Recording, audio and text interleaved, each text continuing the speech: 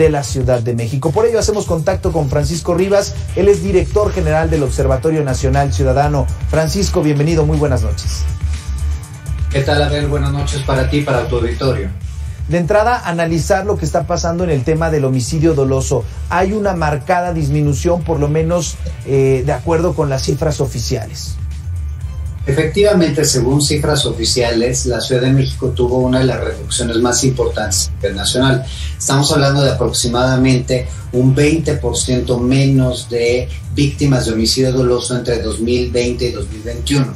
Además, tuvimos también una reducción muy significativa en la letalidad contra la mujer en los temas de delitos de género, es decir, el feminicidio reporta una disminución de aproximadamente el 14%, y esos son datos que contrastan con lo que sucede a nivel nacional.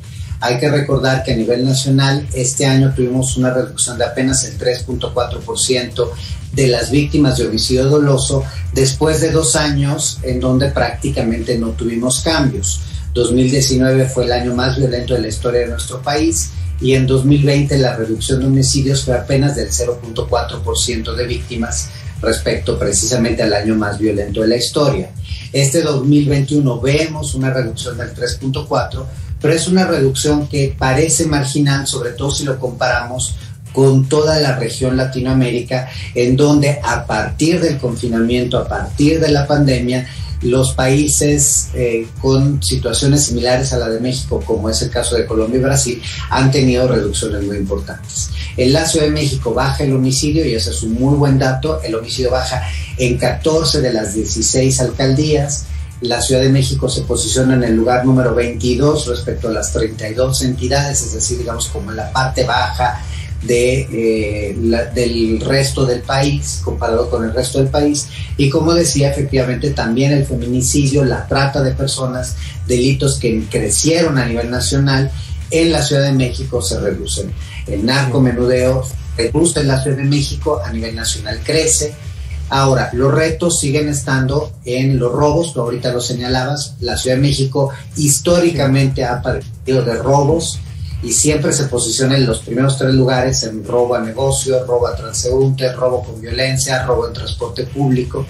Y además, pues sí tenemos otros problemas importantes. La extorsión crece un 50%, y eso es un llamado de atención importante. La violación crece un 50%, y la capital se posiciona en el 8º peor lugar respecto al resto del país.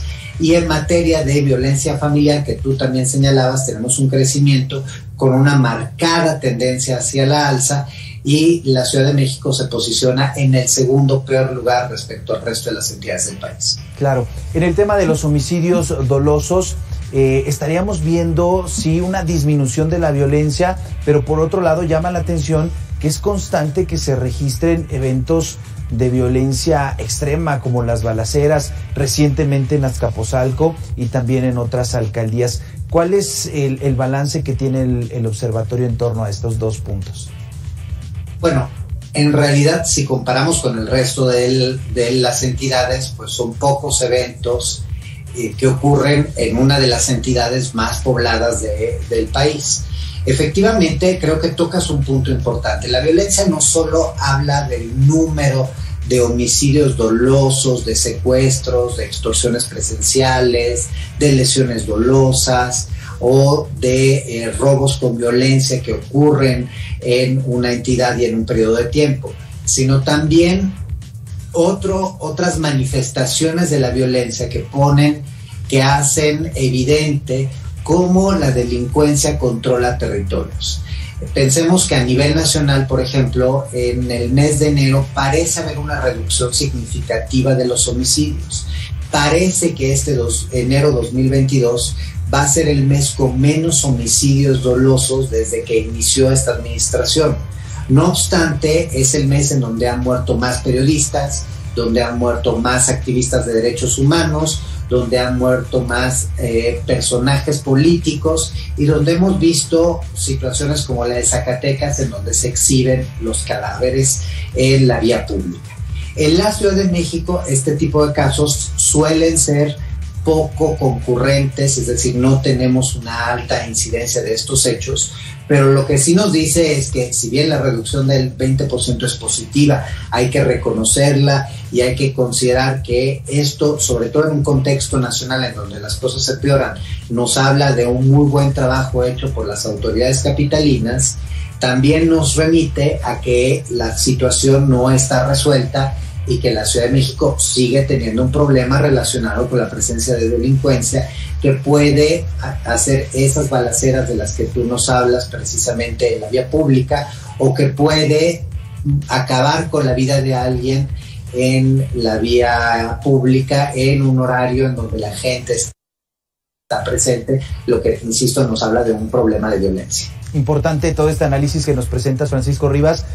Por tiempo dejaremos pendientes varios temas, pero habrá otra oportunidad para platicar de ellos. Por ejemplo, pues si bien se aplaude el tema de los homicidios, estamos en los primeros lugares en robos, o llama mucho la atención el aumento en la violencia familiar. Francisco Rivas, director general del Observatorio Nacional Ciudadano, gracias por estos minutos para Reporte MN.